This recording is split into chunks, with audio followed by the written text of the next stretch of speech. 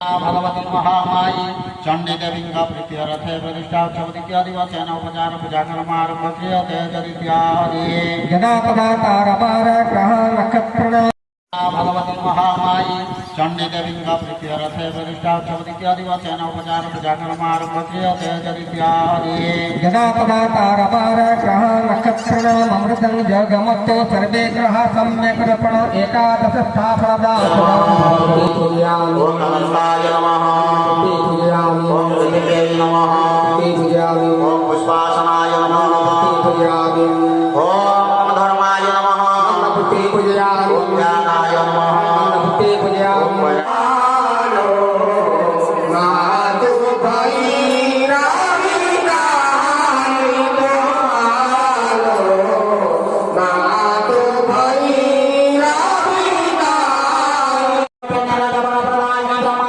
Viva